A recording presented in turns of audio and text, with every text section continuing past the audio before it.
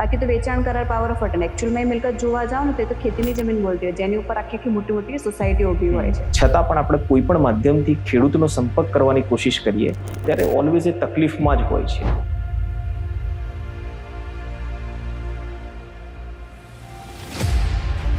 તો તમે તો ગ્રાઉન્ડ લેવલ પર ખેડૂતો સાથે કામ કરો છો, તો તમારું આમાં શું વિચારવું છે કે એ કેટલું સત્ય છે? અમે અથવા અમારા વ્યુઅર્સ કાં તો તમારા જે ફોલોઅર્સ છે એ એવું સમજી શકીએ કે આ રાજનીતિમાં આવવાનું પ્રી પ્લાનિંગ કરી રહ્યા છો? વ્યક્તિત્વનો તમને કોલ આવ્યો કે તમે બહુ સારું કામ કરી રહ્યા છો કે તમારે હજુ આ સારું કરવાની જરૂર છે, એવું કોઈ તમને રિસ્પોન્સ મળ્યા?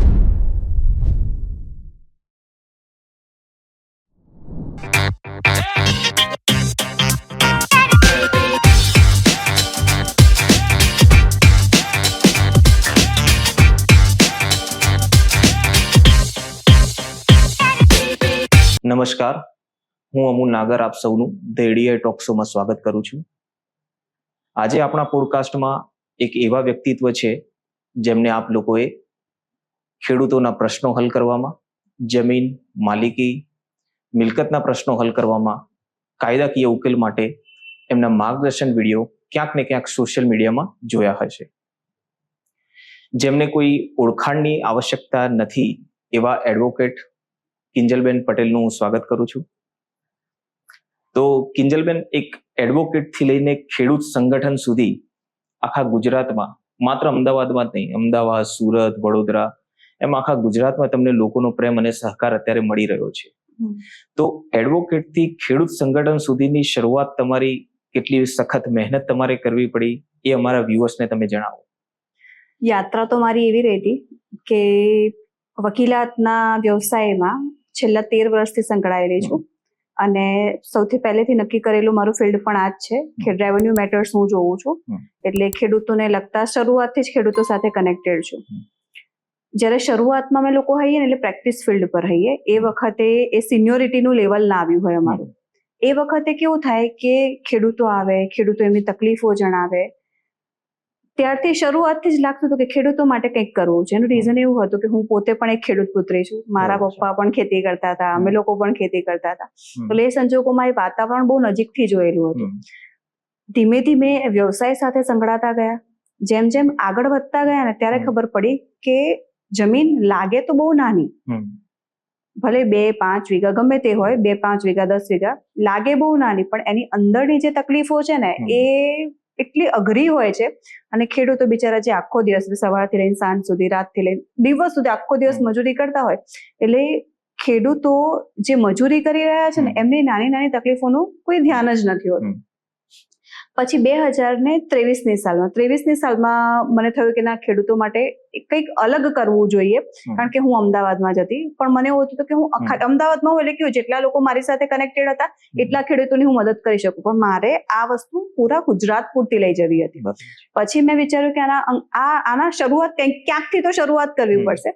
શરૂઆત મેં એ રીતે કરી કે મેં પહેલા ખેડૂતોને કાયદાકીય માર્ગદર્શન આપવાનું ચાલુ કર્યું, મારાથી બનતી મદદ કરવાની ચાલુ કરી. ધીમે ધીમે લોકોનો રિસ્પોન્સ પણ ઘણો સરસ રહ્યો. સામે સામે ખેડૂતો આવતા, લોકો દૂર દૂરથી, કચ્છ, ભુજ, બધી જગ્યાએથી ખેડૂતો મારી પાસે આવતા હતા. મારી મદદથી એ લોકોને થોડું ઘણું સમાધાન પણ થતું હતું. ત્યારથી નક્કી કર્યું કે હવે, કારણ કે દરેક લોકો તો સોશિયલ મીડિયા વાપરતા હોય એવું હોતું નથી, દરેક ખેડૂત વાપરતા હોય, દરેક ખેડૂતને હું મદદરૂપ કઈ રીતે થઈ શકું. પછી મેં આ સંગઠન બનાવવાનું નક્કી કર્યું કે જે સંગઠન, એટલે કે જેને મેં નામ આપ્યું છે ખેડૂત મિત્ર કરીને, એ ખેડૂત મિત્ર કેવા હોય કે જે સોશિયલ મીડિયાથી કે રૂબરૂ અમારા સાથે કનેક્ટેડ હોય અને એ લોકો ફિલ્ડ પર જઈને ખેડૂતોને માર્ગદર્શન આપે, અને જ્યાં જ્યાં અટકાય, ક્યાંક પણ જરૂર લાગે તો અમે લોકો તો બેઠા જ છીએ. બરોબર છે. તો કિંજલબેન, હાલમાં જે ખેડૂતોના મુખ્ય મુદ્દાઓ કેવા હોય છે, કેવા મુદ્દાઓ લઈને તમારી પાસે આવતા હોય છે અને એનું નિરાકરણ તમે કેવી રીતે કરતા હોવ છો? ખેડૂતોના મુખ્ય જે કાયદાકીય મુદ્દાઓ હોય છે ને એ કેવા હોય? રસ્તાનો મુદ્દો સૌથી મહત્વનો મુદ્દો તો એ જ હોય છે. રસ્તાના મુદ્દાથી ઘણા ખેડૂતો, કારણ કે કેવું થાય, જયારે ભાઈઓ ભાગે, જયારે જૂના જમાનામાં તમે જોતા હો ને 10 વીઘા, 20 વીઘા, 50 વીઘા, 60 વીઘા, 100 વીઘા જમીન, પણ જેમ જેમ ભાગ પડતા ગયા, ભાગ પડતા આગળ વધતા ગયા, એટલે કેવું થાય કે જમીનો ભાઈઓ ભાગે વેચાઈ, ભાઈઓ ભાગે જેમ વેચાતી ગઈ, એટલે પછી એવું ના હોય, એ લોકોએ એટલા લેવલથી તો વિચાર્યું જ નતું કે ભાઈ મારે ભવિષ્યમાં રસ્તાની તકલીફ આવે. જે ભાઈના ભાગમાં જમીન આવી હોય એક હોય એ પછી કદાચ વેચી કાઢે, બિન ખેતી કરાવે, કંઈક પણ કરાવે. પછી જે પાછળના ખેડૂતો છે એ લોકો જે તકલીફ થાય, એમને જે રસ્તાની તકલીફો થાય. મેં મારી સામે એવા ખેડૂતો પણ આવેલા છે કે જે લોકો રસ્તાના કારણે એમની જે જમીન હોય ને એની ઉપર છેલ્લા 10 વર્ષથી ગયા ના હોય. બરોબર. ખબર ના હોય કઈ જગ્યાએ અરજીઓ કરવાની. આવી રસ્તાની તકલીફો હોય, વારસાઈની તકલીફો હોય, કાં તો પછી કેવું વહેંચણી, આખી જે સંયુક્ત મિલકત હોય, સંયુક્ત મિલકતમાં પોતાના ભાગનું જે પણ કંઈક કરવું હોય એમાં બંધાતા હોય, અઢળક તકલીફો હોય છે.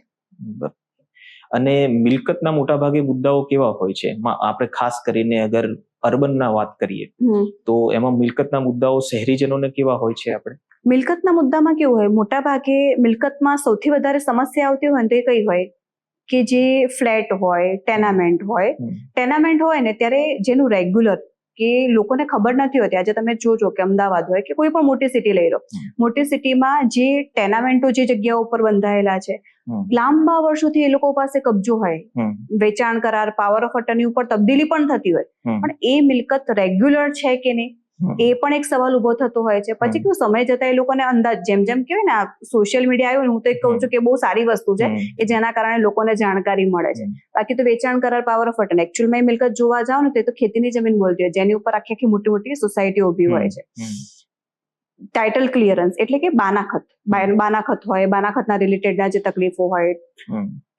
જ્યારે પણ કોઈ આ કઈ જગ્યાએ થતું હોય કે જ્યારે પણ કોઈ પણ પર્સન હોય ને એ મિલકત લેવાનું નક્કી કરે, મિલકત લેવાનું નક્કી કરે ને એટલે પછી એનું બાનાખત થાય. બાનાખત થાય એની જે લિમિટેશન આપેલી હોય કે ભાઈ આટલા સમય પૂરતી છે, એ ડ્યુરેશનમાં, એ લિમિટેશનમાં એનું પાલન ના થાય, પછી જે વેચાણ આપનાર હોય કે એ પર્સન આખા ફરી જતા હોય, નથી દસ્તાવેજ કરી આપતા હોતા, એવા સંજોગોમાં એ લોકોને તકલીફ થતી હોય.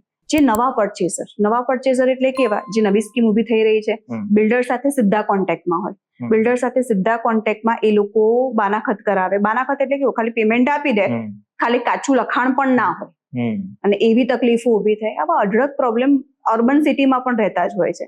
અમારા વ્યુઅર્સને એ જણાવવાનું કે આપણો ભારત છે એ કૃષિ પ્રધાન દેશ છે. આપણા દેશમાં જ્યારે 1991માં એલપીજી રિફોર્મ્સ આવ્યા એ પહેલા ભારતીય અર્થતંત્રમાં મુખ્યત્વે આપણે સ્ત્રોત જોઈએ આવકનો તો એ ખેતી જ હતો. હાલના સમયમાં ઓલ ઓવર ઇન્ડિયામાં લોકોની એવી માનસિકતા છે કે ખેડૂતોને દરેક પ્રકારનો સરકારી લાભ મળે છે, સબસિડીનો લાભ મળે છે, કોઈ પણ પાક એ ઉગાડતા હોય તો એમને ટેકાના ભાવો પણ સારા એવા મળી રહેતા હોય છે. છતાં પણ આપણે કોઈ પણ માધ્યમથી ખેડૂતનો સંપર્ક કરવાની કોશિશ કરીએ ત્યારે ઓલવેઝ એ તકલીફમાં જ હોય છે. તો તમે તો ગ્રાઉન્ડ લેવલ પર ખેડૂતો સાથે કામ કરો છો, તો તમારું આમાં શું વિચારવું છે કે એ કેટલું સત્ય છે? હા, શહેરમાં રહેતા લોકો હોય ને એમને એવું લાગે છે કે ભાઈ ખેડૂતોને આટલું બધું મળે છે ને તો ખેડૂતો રોતા ને રોતા હોય છે. અને કહેવત છે વડીલની, બહુ સાચી છે, મોર ખાય, ઢોર ખાય ને ચોર ખાય, પછી વધે ને તો ખેડૂત ખાય. વિચારો, જ્યારે ખેતી કરવાની શરૂઆત કરે ત્યારે એ જમીન પર એ નીંદણ નાખે, ભાઈ જે પણ છે એનું જે નાખ, પછી મોર મતલબ કે પક્ષીઓથી જમીનને, ખેતીને બચાવે. પછી રોજડા અને બધું ઘણા બધા અલગ અલગ પ્રાણીઓ હોય છે કે જે પાકને નુકસાન કરવાની તૈયારી કરે, એનાથી બચાવે. ચોર ખાય મતલબ કે ગામના લોકો હોય કે જો ઘણા બધા અલગ વ્યક્તિઓ હોય છે કે જે એ પાકને છીનવવાની કોશિશ કરતા હોય. એ સિવાય જે વાતાવરણને તો આપણે ભૂલી જ જવાનું, કોઈક વખત વધારે વરસાદ પડી જાય, કોઈક વખત સાવ વરસાદ ના પડે, એ સંજોગોમાં આટલી બધી મહેનત કરીને પાક લઈને એ ખેડૂતને પાક મળે, પાક લઈને જ્યારે વેચવા જાય ત્યારે એને એવા જેવા ભાવ જોઈતા હોય, જેટલે કારણ ઘરમાં જે 5 રૂપિયામાં પડ્યો હોય ને તમે ત્યાં આગળ જાઓ પેલા કે હું 4 રૂપિયામાં આપીશ, એને પોસાવાનું છે સહેજ તો વિચારો. એટલે એ તકલીફ એ લોકોની જે છે ને એ જે ગ્રાઉન્ડ લેવલ પર જાય ને એને સૌથી વધારે ખબર પડે. તો કિંજલબેન, ઇન્સ્ટાગ્રામ ને સોશિયલ મીડિયામાં તમારે મેં જોયું કે 10 લાખ કરતા વધારે ફોલોઅર્સ છે, અને એક પેજ પરથી મેં જાણ્યું કે તમે ખેડૂત સંગઠન બનાવ્યું છે. તો હાલમાં થયેલું એક ખેડૂત સંમેલન વિશે તમારો અભિપ્રાય આપો કે તમને કેવો અનુભવ રહ્યો જ્યારે તમે એક ગ્રાઉન્ડ લેવલ પર ખેડૂતોને મળે, એમની સાથે વાતચીત કરી, તો શું અભિપ્રાય છે તમારો એના વિશે? મારું પ્રથમ ખેડૂત મિત્ર સંમેલન હતું જે મેં ખેડા ડાકોર ખાતે રાખેલું હતું. પ્રથમ સંમેલનમાં મને ઘણો સારો રિસ્પોન્સ મળ્યો, અને સૌથી વધારે એવું થયું કારણ કે અમારું સંમેલન કેમ હોય, અમે લોકો ખેડૂત મિત્ર ટીમનું એ બધું તો કરી દીધું હોય, ટીમની અપોઇન્ટમેન્ટ કરી દીધી હોય, સાથે તાલુકા મિત્ર પણ નિમ્યા છે, પણ ગ્રાઉન્ડ લેવલ પર પણ જવું એટલું જ જરૂરી હોય છે. ખેડૂત મિત્રને સ્પેસિફિક મેઇન હેતુ શું અમારો હતો કે ખેડૂત મિત્ર સાથે એક કોન્ટેક્ટ કરીએ જેના કારણે અમે લોકો ખેડૂત સાથે કનેક્ટેડ થઈ શકીએ. અને સંજોગો એવા ઉભા થયા, ત્યાં અઢળક અમે લોકો ગયા હતા. અમારી પાસે 100 થી 150 કારણ કે અમે લોકો જે વખતે કહીએ એટલે એ સંમેલનમાં બધાને તો કોન્ટેક્ટ ના કરી શકે. 100 થી 150 વ્યક્તિ એવા હતા કે જેમણે તેમના ડોક્યુમેન્ટ્સ અમને આપીને ગયા કે એ લોકો કેટલા હેરાન થયેલા છે. આ તો વિચારો ખાલી અમે લોકોએ ડાકોર ખાતે કરેલું હતું, હજી તો અમે લોકો એટલું વિસ્તૃત પણ નથી કર્યું, કેટલી જગ્યાઓ ઉપર ગયા પણ નથી. તમે વિચાર એ લેવલ પર ખાલી 100 થી 150 ઝેરોક્સ ફાઇલો જો અમારી પાસે આવતી હોય તો એકચ્યુઅલ તો કેટલા લોકો હેરાન થયેલા હશે. બીજું, તમે ઘણા બધા યુવા નેતૃત્વને મળો છો. તમારા આટલું વ્યસ્ત કાર્યક્રમમાં પણ તમે ખેડૂતો, શહેરીજનોના મિલકતના જે કાયદાકીય ઉકેલ માટે, એમના નિવારણ માટે પ્રયત્ન કરતા હોવ છો. તો શું અમે અથવા અમારા વ્યુઅર્સ કાં તો તમારા જે ફોલોઅર્સ છે એ એવું સમજી શકીએ કે આ રાજનીતિમાં આવવાનું પ્રી પ્લાનિંગ કરી રહ્યા છો તમે? ભવિષ્યનું તો ક્યારેય વિચાર્યું નથી, કારણ કે કહેવાય છે ને, કોણ જાણે કાલે શું થવાનું. વર્તમાનમાં જીવીએ છીએ એટલે હું તો હંમેશા વર્તમાનને એ જ વિચારું કે તમારું આજ છે ને એને સારું કરો તો કાલ તો ઓટોમેટિકલી થવાનું જ છે. પ્રયત્ન મારો આજનો છે કે આજે જે કરીએ છીએ ને, આજનો દિવસ પૂરતું કે થોડા સમય પૂરતું તમે જે પણ કરો એમાં તમારા 100% આપો. 100% આપશો. હા, તમારું કામ તમને સંતુષ્ટિ તો આપવી જ જોઈએ. ભવિષ્યમાં રાજનીતિ થવાનું હશે, નસીબમાં લખ્યું હશે તો થશે, નહીં લખ્યું હોય તો નહીં થઈએ.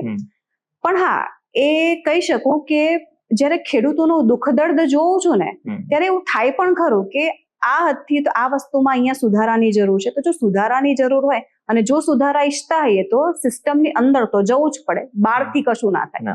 તો કિંજલબેન, જે તમે આ ખેડૂત સંગઠન બનાવ્યું અને આ ખેડૂત સંમેલનો કર્યા, એ પછી કોઈ એવા અધિકારી કે એવા કોઈ વ્યક્તિત્વનો તમને કોલ આવ્યો કે તમે બહુ સારું કામ કરી રહ્યા છો કે તમારે હજુ આ સારું કરવાની જરૂર છે, એવું કોઈ તમને રિસ્પોન્સ મળ્યા? હા, કહી શકો કે ઘણા બધા લોકોના ફોન આવે છે અને કહે પણ છે કે તમે જે આ કામ કર્યો છે બહુ સારું કરો છો, ખેડૂતોમાં આ અવેરનેસની જરૂર છે. અને ઘણા બધા નેગેટિવ કોલ પણ આવે છે કે જેના કારણે એવું પણ કહેતા હોય છે કે તમે આ વસ્તુ કરો છો ના કરશો. કારણ કે ખેડૂતો જો જાગૃત થઈ જાય ને તો સવાલ પૂછે ને તો ક્યાંક કોકને નુકસાની થાય. એટલે એ કે હકારાત્મક અને નકારાત્મક બંને તરફથી અમને કોલ આવતા હોય. બરોબર. તો આજનું આપણું જે ગુજરાત છે એમાં ખાસ કરીને આપણે ઘણા યુવા નેતાઓ જોતા હોય છે. તો તમારું શું વિચારવું છે કે હવે પછીનું જે ગુજરાત હશે એ શું યુવા નેતાઓને લઈને આવશે કે એ જે ટ્રેડિશનલ મેથડમાં આપણું ગુજરાત ચાલે છે એ જ મેથડમાં ચાલશે? મારું અંગત ઓપિનિયન છે, મારો અંગત મત છે કે એક વખત તો યુવા રાજનીતિને ચાન્સ આપવો જ જોઈએ. આજે તમે જુઓ, નેપાળની પરિસ્થિતિ જુઓ, આખી સરકાર ફેરવી કાઢી, બરાબર. એટલે જો એ ઈચ્છે ને તો ઘણું બધું કરી શકે, પણ એટલીસ્ટ એમને એક તક તો આપવી જોઈએ. કારણ કે યુવા રાજનીતિ હશે કેવું, યુવા વ્યક્તિત્વ કેવા હોય કે જે ટેકનોલોજી સાથે પણ કનેક્ટેડ હોય, એમને ટેકનોલોજીની પણ જાણ હોય. જે લોકો એવું વિચારતા હોય કે યુવા પાસે એટલો અનુભવ નથી હોતો એટલે કે એ લોકો એટલા વ્યક્તિઓ સાથે કનેક્ટેડ નથી હોતા, જેથી કરીને એવું વિચારે કે ભાઈ આ યુવા વ્યક્તિ છે આ તો શું કરી શકશે. પણ એ નથી વિચારતા કે એ યુવા વ્યક્તિ એજ્યુકેશન, શિક્ષણ સાથે સાથે જો સોશિયલ મીડિયામાં કનેક્ટેડ હોય, ફિલ્ડ પર જતા હોય, અલગ અલગ ઘણા વ્યક્તિત્વને મળતા હોય, તો એ સંજોગોમાં એમની પાસે જે છે ને અને એમને એક તક તો આપવી જ જોઈએ. કિંજલબેન, તમારા 13 થી 14 વર્ષના જે એડવોકેટના કાર્યકાળ દરમિયાન કોઈ એવો કેસ, એ જમીનનો હોય, ફોજદારી, દીવાની, કોઈ પણ એવો કેસ જે તમને હજુ સુધી યાદ હોય, બહુ મેમરેબલ હોય, જે તમે સોલ્વ કર્યો હોય અને એ પરિવાર તરફથી તમને ઘણું બધું સારું એવું અભિપ્રાય મળ્યો હોય, એવો એક કેસ તમે ટૂંકમાં કહો? એવા તો અઢળક કેસીસ હશે કે જેમાં કહેવાય ને, મારાથી હું ખાલી માત્ર નિમિત્ત માત્ર બની હોઉં અને જેના કારણે લોકોને મદદરૂપ પણ થઈ શકી હોઉં. પણ હા, એક કેસ મને બહુ સારી રીતે યાદ છે. કેસમાં કંઈક એવું હતું કે એ જે નામ ને બધું નહીં દઉં તમને, પણ એ જે ખેડૂત હતા ને એ કચ્છ સાઈડથી આવ્યા હતા. અને જેવા એ મારી ચેમ્બરમાં જેવા આવ્યા ને, એટલા ધ્રુસકે રોવા માંડ્યા, અઢળક રોતા હતા એ વ્યક્તિ. અને એમની સાથે એમનો પુત્ર હતો. થયું તો એવું એમની સાથે કે જે તે વખતે એમના જે વડીલો હતા ને, વડીલોએ નાનું એવું કાચું લખાણ કર્યું હશે. કાચા લખાણના આધારે, કાચા લખાણમાં એ લોકો કહેવાય ને, એ વખતમાં તો હું જે વાત કરી છું 1985-86 ના આસપાસની વાત કરી છું. નોર્મલ લખાણના કારણે, અને કેવું કચ્છ સાઈડ જાઓ કે તમે એ સાઈડ જાઓ ને એટલે અમુક કોમ્યુનિટીનું વર્ચસ્વ એટલું વધારે હોય કે જે આ નાની કોમ્યુનિટીને તો કહેવાય ને એનું એટલું સિરિયસ પણ ના લેતા હોય. થયું તેવું, એ લખાણના કારણે એમની આખી જમીન જતી રહેલી હતી. જે લખાણ હતું ને એનું કોઈ જગ્યાએ પાલન કે કશું જ નહોતું થયેલું, પણ આ લોકોના મનમાં એક બીક ગણો કે બીક જે પણ વસ્તુ ગણો, અને પેલા થર્ડ વ્યક્તિ હતા જે સામેની વ્યક્તિ હતી જમીનનો કબજો લઈને બેસી ગઈ હતી. કહું છું ને, ખેડૂત છે ને એમને એટલી જાગૃતતા ના હોય ને એમને કાયદાનું પણ નોલેજ નથી હોતું કે તમારે આ વસ્તુ કરવી જોઈએ, આ વસ્તુ ના કરવી જોઈએ. અલગ એ જયારે આયા હતા ને મારી પાસે, ત્યારે એમને આટલી બધી અરજીઓનો ઢગલો લઈને આયા હતા કે મુખ્યમંત્રીમાં અરજી કરી, બધી અલગ જગ્યાએ અઢળક અરજીઓ કરેલી હતી, પણ અરજીનું કોઈ પણ સમાધાન નહીં. હા, હતો કેસ બહુ જ નાનો, એમને ખાલી એક જ વસ્તુ કરવાની હતી. એ જે સામેવાળા વ્યક્તિ હતા ને કે જેમણે એમની જમીનનો ગેરકાયદેસર રીતે કબજો લીધો હતો, ખાલી ને ખાલી લેન્ડ ગ્રેબિંગ કરવાની હતી. તો એ દિવસે જયારે આયા ને ત્યારે મેં એમને બધું ગાઈડન્સ ને બધું આપી દીધું. કચ્છનું હતું, એ જિલ્લા પૂરતું જ્યાંથી તમારે કરવું હોય ત્યાંના જ કલેક્ટર પાસે કરવાનું હોય. મેં એમને ગાઈડન્સ આપ્યું કે પછી મેં તમે કલેક્ટરમાં એપ્લિકેશન જઈને કરી દો એટલે તમારું લેન્ડ ગ્રેબિંગ ને ઓલમોસ્ટ 6 મહિનાનો ટાઈમ છે, પણ વર્ષ જેટલું તો લઈ લેતી હોય. નસીબ ગણો કે ગમે તે ગણો, થયું એવું કે એ કલેક્ટર હતા એ પણ ઘણા સપોર્ટિવ નીકળ્યા. સામેથી એમાં પણ અભિપ્રાયને બધું ઘણું બધું લેવાતું હોય, પોલીસ તરફથી પણ એટલું સારું રિએક્શન આવ્યું. એ ભાઈ લોકોને એમની જ જમીનનો કબજો 85 પછી અત્યારે પાછો મળ્યો. બરાબર, ત્યારે એ ભાઈ લોકો સ્પેસિફિકલી મને ફોન કરીને એમણે કીધું હતું, પછી જે વખતે ઓફિસ આવે ત્યારે ઓફિસ રૂબરૂ મળ્યા હતા કે ભલે તમારું એક સજેશન હતું પણ એ સજેશનમાં અમને આખી અમારી જમીન પાછી મળી ગયેલી હતી. તો આજે આપણા પોડકાસ્ટમાં એડવોકેટ કિંજલબેન પટેલે ઘણા એવા સારા માર્ગદર્શન આપ્યા. હું મારા વ્યુઅર્સને અને ધ એડીઆઈ ટોક શો દ્વારા તમામ ફોલોવર્સને એક જ સૂચના આપવા માંગુ છું કે જાગૃત બનો. જેમ કિંજલબેને કીધું એમ ખેડૂત લોકો જો જાગૃત બનશે તો ઘણું ખરું એ લોકો એમની જાતે પણ કરી શકે છે. જે ખેડૂત સંગઠન કિંજલબેને બનાવ્યું છે અને ખેડૂત સંમેલનમાં પણ અલગ જગ્યાએ જઈને એ સંમેલન કરતા હોય છે, તો તેમાં ભાગ લેવો. અત્યારે એમની પાસે એટલું બધું કામ છે, એટલા વ્યસ્ત સ્કેડ્યુલમાંથી પણ આપણા પોડકાસ્ટમાં હાજર રહ્યા તે બદલ હું ધ એડીઆઈ ટોક શોની પૂરી ટીમ તરફથી એમનો આભાર માનું છું. અને એમની હજુ તો ઘણી નાની ઉંમર છે એમની, પરંતુ એવો જ એક આશા રાખીશ કે જે કામ કરી રહ્યા છે એમાં ભગવાન એમને સફળતા અપાવે. Thank you.